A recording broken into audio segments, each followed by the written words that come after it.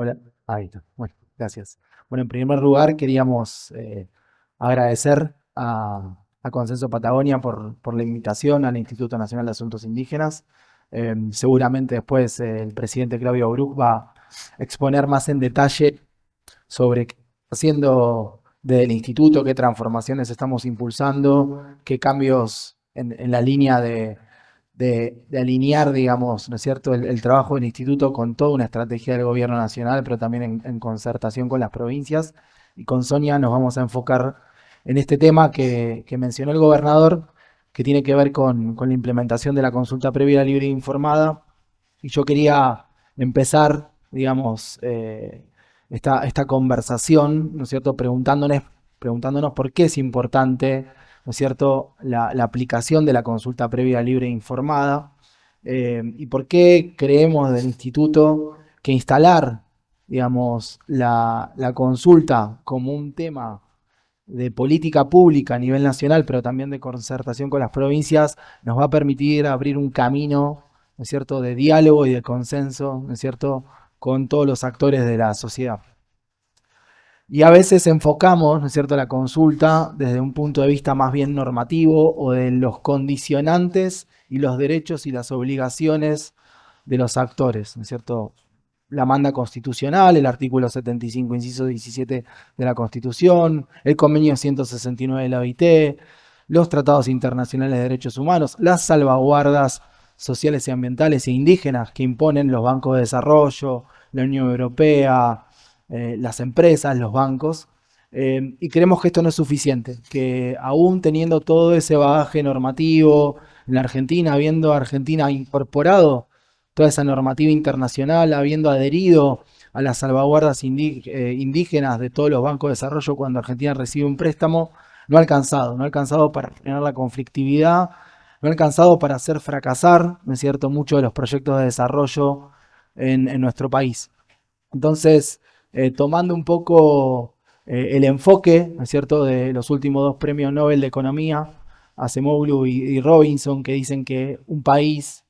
fracasa si no tiene instituciones políticas y económicas de integración, ¿no es cierto?, podríamos decir de consenso, podríamos decir de diálogo. Creemos nosotros que la consulta previa libre e informada es un instrumento institucionalizado para el diálogo estratégico. ¿Y en qué sentido? En el sentido de que permite generar, por un lado, seguridad jurídica para todos los actores, ¿sí? Hay reglas del juego, la consulta implica una regla, un reglamento de llegar a acuerdos para desarrollar un proyecto productivo, minero, en el sector petrolero, en el sector agrícola. Pongo un ejemplo reciente, nosotros estamos colaborando con el Instituto de la Producción de la Carne para proyectos pilotos de exportación de carne en la Unión Europea y cómo aplicar la consulta en ese sector. Entonces, es estratégico avanzar, como decía también el gobernador, en acuerdos en el marco del federalismo, y lo estamos haciendo del instituto. Ya llevamos 10 convenios firmados con provincias para la implementación y aplicación de la consulta previa libre e informada, porque es el Estado el que tiene que asumir el rol institucional, ¿no es cierto?, de la aplicación de la consulta, y no hacer, digamos, o no aprender mal de las experiencias de la región, ¿no es cierto? Nosotros tenemos algo de conocimiento respecto a lo que ha ocurrido en Colombia, en Perú, donde se ha delegado la aplicación de la consulta a las empresas, y esto ha tenido un alto nivel de conflictividad, porque el Estado no ha asumido su rol de generar los incentivos, ¿no es cierto?, para el desarrollo de proyectos de infraestructura, para el desarrollo de proyectos productivos, y ha dejado ese diálogo, ¿no es cierto?, entre la empresa y las comunidades indígenas, que muchas veces en esa fase de desigualdad, ¿no es cierto?, genera altos niveles de conflictividad. Entonces, un poco el objetivo, digamos, del instituto es generar esos incentivos para que se aplique la consulta previa, para que haya una institucionalidad que permita también delimitar quiénes son los actores que forman parte de la consulta, y pensar, ¿sí?, que los proyectos de desarrollo estratégico de la Argentina, los proyectos de desarrollo de integración de la Argentina también, no solo hacia adentro, sino hacia afuera. Estamos participando desde el INAI en toda la estrategia de la consulta previa libre e informada para el corredor bioceánico que va a unir el Pacífico con el Atlántico entre Chile y Brasil, y que parte de la ruta bioceánica pasa por la Argentina, con un desafío enorme: 318 comunidades indígenas asentadas al margen del corredor bioceánico. Hay que hacer un proceso de consulta muy dinámico, y esto va a requerir de todos los actores involucrados, pero vuelvo a repetir, y ya le dejo la palabra para que nos cuente algunas experiencias que estamos llevando adelante desde el instituto. Vuelvo a insistir que la consulta es parte de la construcción institucional de la Argentina, requiere de una institución política fuerte, que la consulta se entienda como una institución política fuerte para justamente la integración de las empresas, las comunidades indígenas, toda la sociedad, que va a generar desarrollo hacia futuro, y que desde el INAI estamos acompañando esa política con la decisión firme también y el mandato que nos ha dado el jefe de gabinete de ministros y el ministro de Interior, y que Claudio, como presidente del instituto, está impulsando en todo el país. Así que, Sonia, te dejo la palabra. Buenos días.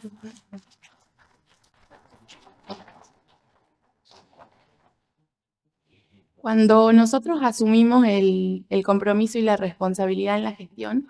que en eso también hacíamos como memoria, que fue hace un poco más de 1 año y medio, como decía el gobernador, y que no es un detalle menor la situación del tiempo. Cuando nosotros asumimos este compromiso, una de las situaciones o una de las responsabilidades que nos propusimos en nuestro plan de acción fue empezar a hablar de consulta previa, libre e informada, que el Estado, a través del organismo, que es el INAI como un órgano de aplicación de la ley vinculada a pueblos indígenas, pudiera hablar de consulta previa, libre e informada de manera responsable y hacerse cargo de esos términos. Y entendíamos también que en esa situación y en ese diagnóstico necesitábamos de manera necesaria e imprescindible poder consensuar y construir acuerdos con los diferentes actores, entre los que entraban obviamente las empresas como actores privados, pero también en esa construcción de poder interpretar la consulta como un derecho que no venía de manera autónoma en todo lo que tiene que ver con la materia vinculada a pueblos indígenas o con la normativa de pueblos indígenas, sino con entender que la consulta previa requiere herramientas, además previas, valga la redundancia, para poder implementarla, pero además de que nosotros pudiéramos dar, si se quiere, la confianza que estaba necesitando el sector privado, pero también en esa construcción estratégica con los gobiernos provinciales, entendiendo que en esta autonomía provincial había que también ampararnos en toda la legislación que está vinculada a pueblos indígenas, al ejercicio de responsabilidades, pero entendiendo que no solamente el instituto designaba o adecuaba su actuación al artículo 75, inciso 17. Nos propusimos que la aplicación fuera de todo el ordenamiento jurídico, que hubiera una implementación armónica de todos los derechos que habían sido consagrados de todas las partes, de los privados, de los individuales, del sector privado, de las mismas provincias, entendiendo además que la administración y la gestión de los recursos naturales son potestades provinciales, en las que obviamente tienen participación las comunidades indígenas, porque nosotros como organismo nos toca trabajar con 1.884 comunidades a lo largo del país que están debidamente reconocidas. Y en ese desafío que nosotros nos planteábamos de poder hablar de manera responsable de consulta, también advertíamos que muchas veces era tomada como una mala palabra, si se quiere, o como una connotación negativa, porque siempre estaba como monopolizado el concepto de una parte de la sociedad. Y muchas veces se hizo decir al convenio 169, que es el que habla específicamente de pueblos indígenas, muchas cosas que el convenio no decía. Porque la realidad es que la consulta no es una herramienta o un ejercicio de derechos que pretenda obstaculizar proyectos. Es una herramienta de construcción, una herramienta de participación, de información, para que esas mismas comunidades indígenas o pueblos indígenas puedan determinar también su forma de desarrollo. Y entendiendo además que los gobiernos provinciales, pero además nosotros como Estado Nacional, somos garantes de ese derecho. Y también entender que en esa identificación de actores era necesario poder delimitar quiénes estaban sentados en esas mesas de construcción de procesos de consulta previa libre e informada. Y entonces el organismo empezó en esta etapa de poder diferenciar o de poder consolidar, si se quiere, los reconocimientos que ya existían, pero que también sobre los cuales había existido y se había generado diferentes situaciones de controversias judiciales en lo que tenía que ver, por ejemplo, con el relevamiento territorial y el ejercicio de derecho con los propietarios, pero también en que algunas situaciones o en donde se presentaban algunos proyectos productivos empezaban como las provincias o los gobiernos provinciales a encaminarse y aparecía un grupo comunitario que se autoidentificaba como comunidad indígena. Y uno de los primeros pasos que hicimos fue, en ese proceso de reordenamiento, de reorganización, suspender cualquier tipo de constancia de trámite que diera lugar o se diera a entender como un derecho a un grupo comunitario. Y lo que hicimos fue delimitar y reorganizar ese registro para saber, y siempre nosotros hablamos, o habla también el presidente Claudio Abruz, de lo que es y lo que no es, no es. Y poder poner sobre la mesa que las comunidades indígenas que tenemos reconocidas como sujeto de derecho merecen ese tratamiento, pero que otros grupos comunitarios que de manera malintencionada utilizaron la figura de pueblos indígenas no van a ser tratados como tal y no de manera oficial y no en una mesa de negociación. Tendrán otros canales, tendrán otras vías, tendrán otras instancias que no son las que aplica necesariamente el derecho indígena o la normativa vinculada a pueblos indígenas. En ese proceso de reorganización lo que hicimos fue dictar una resolución que tenía por fin, si se quiere, en algunos casos algunos lo tomaron como una suspensión, pero en líneas generales en lo práctico es: el instituto no inscribe más comunidades indígenas y no otorga más reconocimientos de personería jurídica a nivel nacional. Lo hacen las provincias a través de sus propios registros o en todo caso documentan lo que esas comunidades reclaman y el Estado Nacional no se entromete en esa autonomía provincial. A lo que sí nos comprometimos es en acompañar esos procesos y que se pudieran terminar de identificar, porque lejos de ampliar derechos o ampliar esos reconocimientos, lo que entendemos es que si nosotros sabemos y tenemos identificados quiénes están en un proceso de consulta, es mucho más fácil que si iniciamos un proceso de consulta y empiezan a aparecer de diferentes lados algunos grupos comunitarios. Entonces el primer paso fue delimitar con quiénes eran estos sujetos legitimados y en poder además actualizar toda la base de datos de quiénes representaban y estaban legitimados en nombre de esas comunidades, para que al momento de exigirles también a las comunidades las obligaciones que tienen que cumplir, nosotros pudiéramos saber que la persona que estaba ahí representaba necesariamente la voluntad de esa comunidad. Y empezamos en ese proceso de construir con los gobiernos provinciales y en entender además que, si bien nosotros como Estado asumíamos la responsabilidad que nos tocaba institucionalmente, los gobiernos provinciales debían hacer lo mismo. Porque las comunidades están en territorio provincial, porque son el primer canal de acercamiento de las comunidades, y porque básicamente la Constitución también dice que cuando se habla de pueblos indígenas hay una competencia concurrente. Entonces, esa corresponsabilidad forma parte de la construcción que tenemos. Río Negro formó parte de esa construcción de vínculos y de compromisos institucionales, y también tiene que ver con poder identificar en materia territorial cuáles son los sujetos que tenemos. Y en eso también lo que se implementó y también acompañamos desde el instituto fue que se pusiera fin a esa emergencia en el marco de la posesión y la propiedad comunitaria, que era la famosa la ley 26.160. Porque entendíamos que también era una herramienta que ya había cumplido su tiempo, que hicimos también en esa cuestión de autocrítica, si se quiere, del Estado, porque asumimos una continuidad del Estado, que había sido en muchos casos muy mal utilizada la herramienta. Pero entendemos que en algunos casos sirvió para poder delimitar hasta dónde se ejercía algún derecho y que también sirve, si se quiere, como antecedente para poder tratar de dilucidar algunas otras cuestiones. Porque también entendemos que en el marco del ejercicio de la consulta, si yo sé que este es el territorio o el espacio que yo tengo determinado, mi derecho se circunscribe a esto. No va a ir ni más acá ni más allá. Entonces, ejercer esa función o ese derecho en función de este sector. Y eso nos va a permitir también que, identificando los proyectos productivos que tengamos, sepamos quiénes son los actores que intervienen y en qué territorio se interviene. Y en todo caso, quién tiene el derecho de ejercer ese derecho o esa petición o de que se le garantice el derecho a la consulta previa, libre e informada. Y en esa línea también estamos trabajando, y tomo las palabras que mencionaba el gobernador, lo que trabajamos es entendiendo que la cuestión territorial trae situaciones conflictivas, intentar ir abordando caso por caso en cada una de las provincias, entendiendo que además no se presenta una realidad unificada en todo el país. Hay algunas comunidades que requieren sí alguna delimitación de lo territorial y hay algunas que no tienen un reclamo territorial.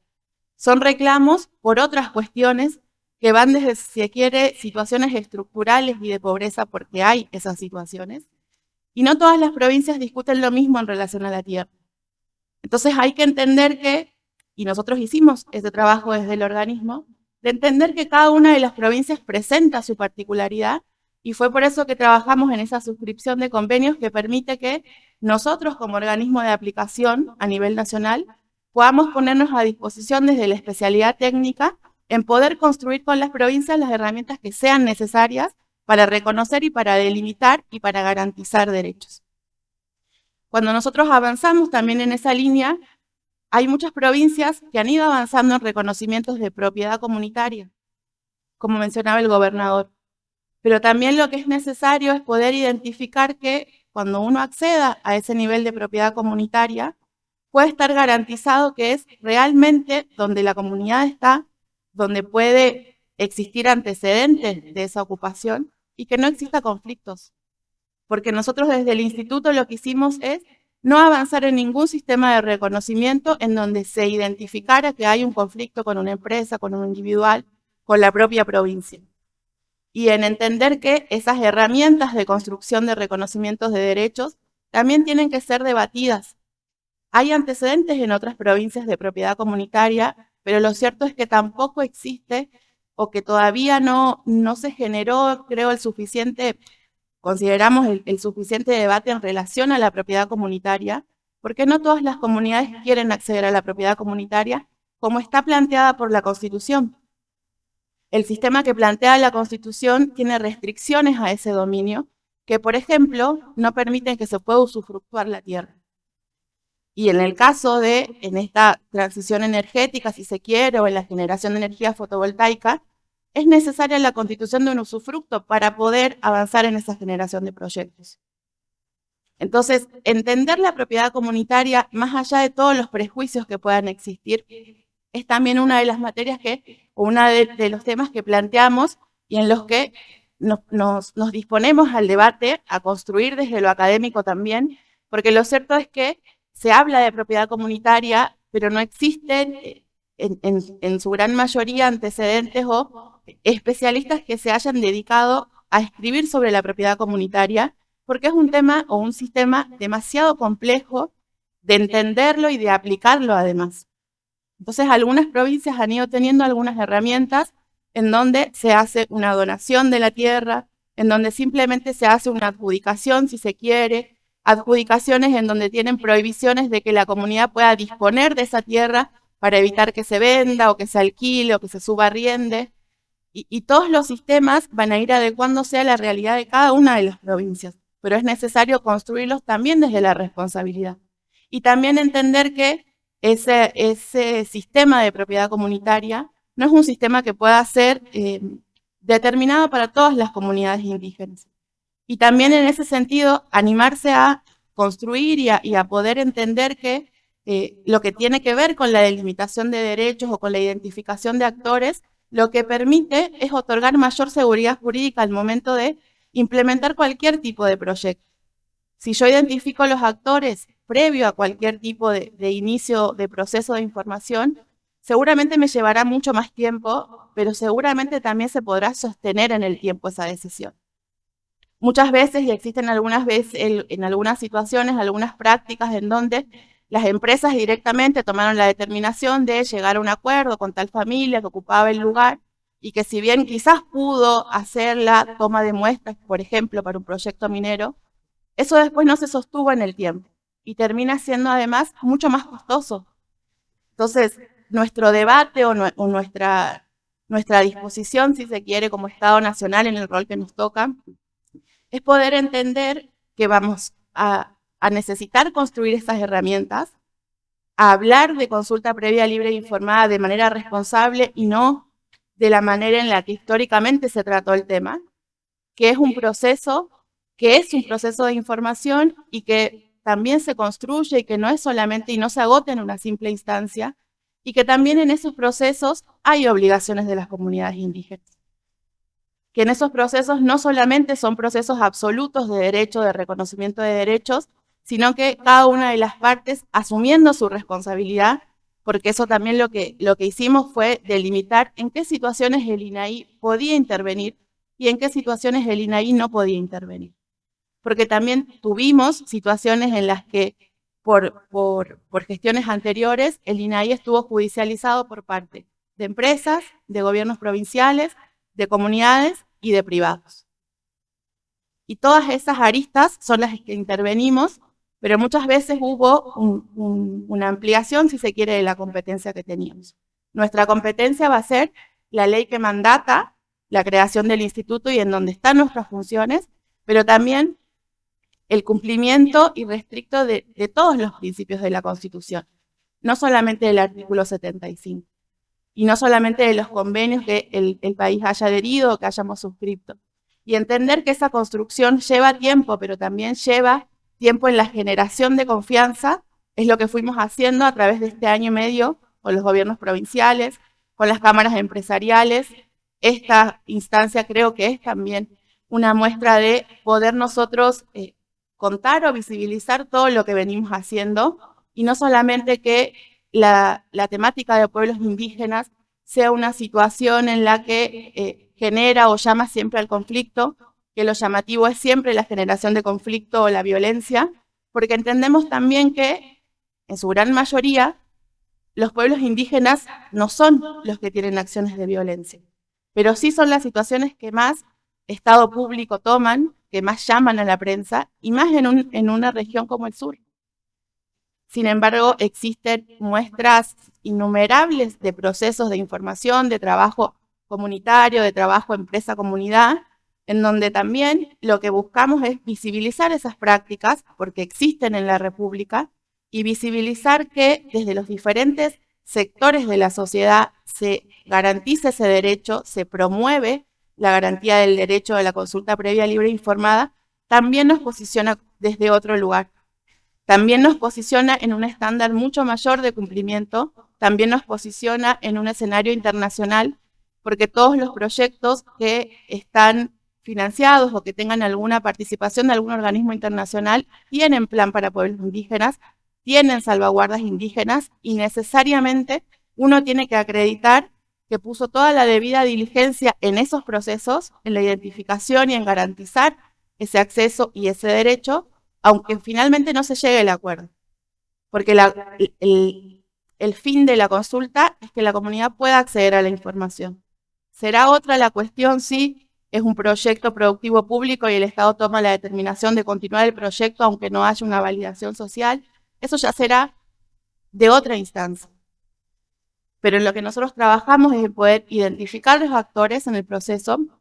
en garantizar la información y en que el instituto en esta nueva instancia sea un organismo de consulta, sea un organismo que pueda emitir informes de competencia. Lo hicimos en el caso de la provincia de Río Negro, en la provincia de Mendoza, en el caso de otras provincias, para que se pudieran destrabar algunas situaciones, y entendiendo también que esto que quizás se presenta como la novedad en algunos casos de la consulta previa, es un derecho o es una aplicación de derechos que se hace mucho tiempo, pero que también que al momento de llegar a instancias judiciales, los jueces no toman la determinación porque se desconocen antecedentes en relación a la materia. Y lo que termina sucediendo es que nuevamente el Poder Judicial dicta medidas que no son beneficiosas para ninguna de las partes. Entender que nosotros como organismo podemos asumir esa responsabilidad de construir es ponernos también a disposición y entender que tenemos información que necesitamos perfeccionar y que en eso también los convocamos y convocamos a los gobiernos provinciales de poder construir un marco de seguridad jurídica, que los instrumentos que surjan también de eso puedan servir institucionalmente para garantizar y para dar fe que uno tiene por parte de las empresas la buena fe en los procesos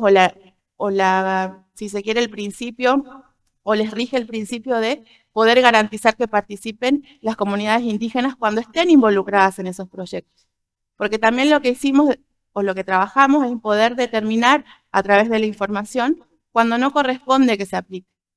cuando en ese sector no hay comunidades reconocidas, cuando esas comunidades no están debidamente reconocidas para ejercer ese derecho. Eso también lo dijimos en esa postura, también buscamos brindar claridad también en expedientes judiciales, porque entendemos que poder delimitar cuando hablamos de pueblos indígenas es importante, pero también es importante poder delimitar los derechos y las obligaciones, y en esa línea también trabajamos con las comunidades indígenas. Entonces, en este sistema de corresponsabilidad trabajamos en que Argentina tiene un ordenamiento jurídico vinculado a pueblos indígenas muy amplio, pero muchas veces fue entendido solo desde el reclamo hacia el Estado. Y también se trata de que las propias comunidades como sujeto de derecho asuman que tienen responsabilidades y sean responsables con esas responsabilidades que tienen como sujeto colectivo. Entender que nosotros somos el organismo de aplicación para derechos como el de consulta previa libre e informada, como el de la garantía de la propiedad comunitaria, es también construir alianzas desde el respeto no solamente a la autonomía de los gobiernos, sino también en entender que el Estado puede ser un aliado al momento de generar proyectos, de impulsar proyectos, de garantizar proyectos y de darles también la seguridad jurídica y, si se quiere, la validación de que esos proyectos han sido realizados conforme a derecho, al menos en lo que tiene que ver en materia de pueblos indígenas. Nosotros desde el organismo trabajamos de manera cotidiana en poder brindar esas herramientas, trabajamos de manera cotidiana en brindar información, adoptamos una posición de apertura del organismo en relación al acceso a la información, a que sea información pública y a la transparencia en los actos que nosotros realizamos como instituto, porque entendemos también que eso también va a permitir que consolidemos la confianza con los diferentes actores de la sociedad, que consolidemos cuál es el trabajo que realiza el organismo y en poder potenciar al organismo como un organismo garante de esos derechos, pero que también contribuye a poder generar proyectos que sean sostenibles, proyectos que sean sustentables, pero que además tengan la participación de comunidades indígenas como aliados estratégicos, considerando que se llevan a cabo en los territorios que las comunidades ocupan. En esa línea fuimos trabajando no solamente con el sector minero, que quizás es el que históricamente tiene más delimitados sus procedimientos administrativos, sino con el sector ambiental, con el sector de ordenamiento territorial, con los sistemas de ordenamiento territorial de bosques, en todas las instancias en donde pueda haber presencia de comunidades indígenas. Nosotros estamos a disposición de poder seguir construyendo estos canales administrativos y de poder brindar esa seguridad jurídica que pueda permitir que los proyectos se consoliden, que los proyectos productivos puedan generarse desde las propias provincias y que nosotros como organismo nacional podamos intervenir en esas instancias y podamos brindar las herramientas que ustedes necesiten desde el rol que ustedes cumplan en poder garantizar que esos proyectos puedan llegar a buen puerto. De este lado creo que ponernos a disposición, como siempre, tenemos varias instancias en las que estamos trabajando con personas que están acá, con los gobiernos provinciales, y en poder seguir acompañando en esta nueva posición, si se quiere, que adoptó el organismo, y en poder construir también desde lo que ustedes puedan aportarnos, y agradecer el espacio, porque entendemos que espacios como estos, en donde de manera respetuosa intercambio de ideas, se puede construir y se puede empezar a trabajar y poder hablar de otras temáticas de manera responsable y que se puedan escuchar otras voces sin que eso signifique que se invalida o que se desconozca o que se niegue a otros sujetos de derecho o a otros sujetos que puedan estar en la sociedad. Así que nuevamente agradecer el tiempo y el espacio. Muy bien, les quería hacer una una breve consulta de una duda que me surgió durante su exposición, aprovechando que tenemos muy poquitos minutos antes de un receso. En este importante trabajo que están llevando adelante, ¿cuál es el vínculo que tienen con la Administración de Parques Nacionales? No sé si Alejandro quiere Bueno, tomar la pregunta. bien. Bueno, con la administración de parques, al asumir la gestión del instituto, creo que fue una de las primeras reuniones que tuvimos de trabajo. El instituto tiene una historia de trabajo coordinado con parques, donde muchas veces fue más conflictivo, menos conflictivo, pero hoy estamos llegando a un punto también de trabajo articulado para definir cómo desde parques se aborda la cuestión de las comunidades indígenas que habitan parques nacionales, disipando, como bien decía Sonia, y también lo decía el gobernador, y lo sostenemos desde el instituto, eh, que aquellas comunidades que habitan pacíficamente en los parques, aquellas comunidades que llegan, digamos, con las administraciones de parques nacionales a acuerdos de uso, ¿no es cierto?, dentro de parques, y eso es parte del proceso que nosotros entendemos eh, que en su momento fue la salida de la conflictividad, que tiene que ver con mecanismos de comanejo, mecanismos de uso responsable. Estamos ahora avanzando con parques nacionales en poder hacer una identificación y reconocimiento de cuáles son las comunidades reconocidas que están en parque y cuáles son aquellas que se autoproclaman o se autodefinen como comunidades pero no lo son y están habitando en parques. Entonces la regla del juego ahí deben ser otras, no las relacionadas con la cuestión indígena. Y estamos llegando avanzando en ese sentido. Y creo que algo importante con parques nacionales también es poder identificar, ¿no es cierto?, el alcance, como decía Sonia, los límites, ¿no es cierto? Delimitar de manera correcta hasta dónde sí, hasta dónde no, hasta dónde las comunidades pueden hacer uso, ¿no es cierto?, del territorio de parques, hasta dónde, digamos, la cuestión, digamos, ahí de superposición entre la protección medioambiental y el uso responsable del suelo y los recursos naturales tiene que converger. Y ese es un desafío que iniciamos con parques. También estamos teniendo una estrategia compartida a nivel administrativo y judicial respecto a algunos conflictos, no solamente acá en el sur, sino también en otros parques nacionales. También para sacar de foco, como decía Sonia, que muchas veces la atención mediática viene hacia la Patagonia. Sin embargo, el 65% de las comunidades indígenas del país están en el norte de la Argentina, con problemas estructurales mucho más severos que las comunidades del sur, problemas estructurales que inclusive en la introducción decían, problemas del siglo XIX que arrastramos al siglo XXI. Y que muchas de esas comunidades también están en parques nacionales. De hecho, hace poquito un fallo de la Corte Suprema de Justicia de la Nación por el tema del Parque Calilegua, de una reparación que hay que hacer en el parque, donde hay comunidades indígenas, por un tema ambiental, habitan comunidades indígenas históricamente y que hay que pensar, digamos, justamente cómo